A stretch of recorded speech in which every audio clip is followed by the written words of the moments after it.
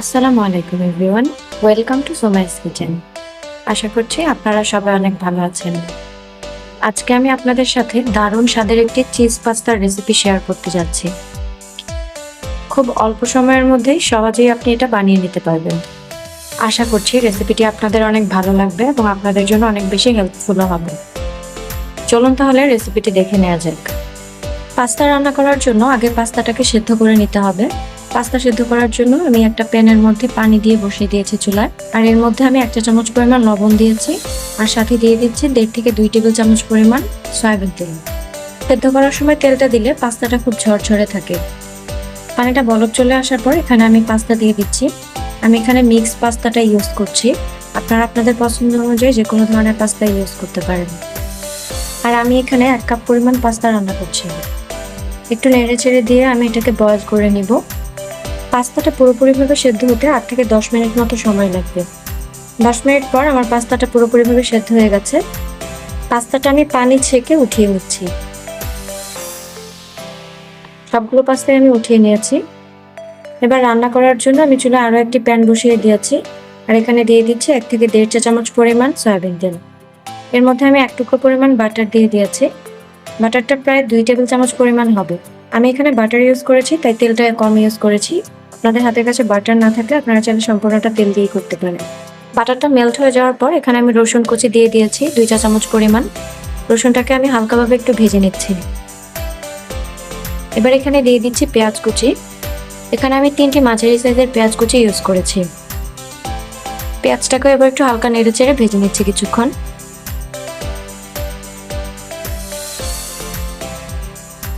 কিছুক্ষণ ভেজে নেওয়ার পর এখানে আমি টমেটো দিয়ে দিচ্ছি।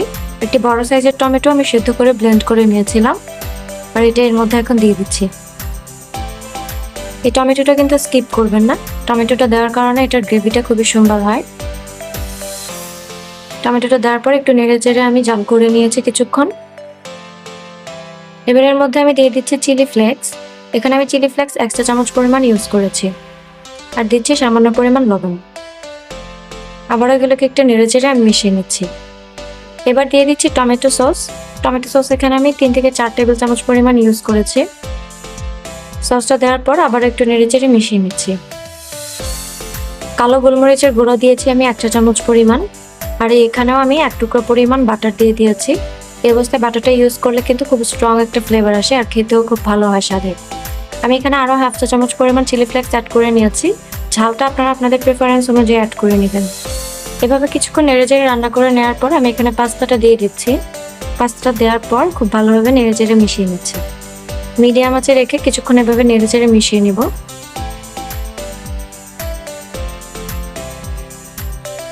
এভাবে নেড়ে চেড়ে আমি 2 থেকে 3 মিনিট মতো রান্না করে নিব।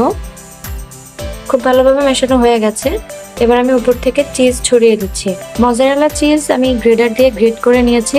চিজটা আপনারা আপনাদের পছন্দ অনুযায়ী আরও বাড়িয়ে বা কমিয়ে দিতে পারেন। এই অবস্থায় চুলার জাল একেবারে লোতে রেখে আমি কিছুক্ষণের জন্য এটা ঢাকনা দিয়ে ঢেকে দিচ্ছি।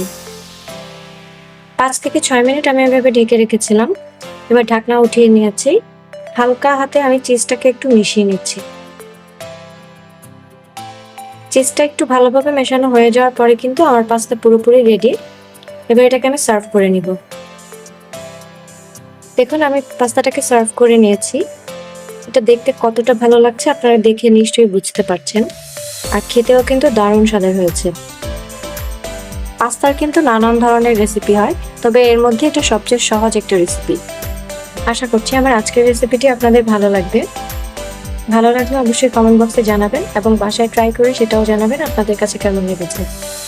আবারও দেখা হবে নতুন কোনো রেসিপি নিয়ে। আল্লাহ হাফিজ।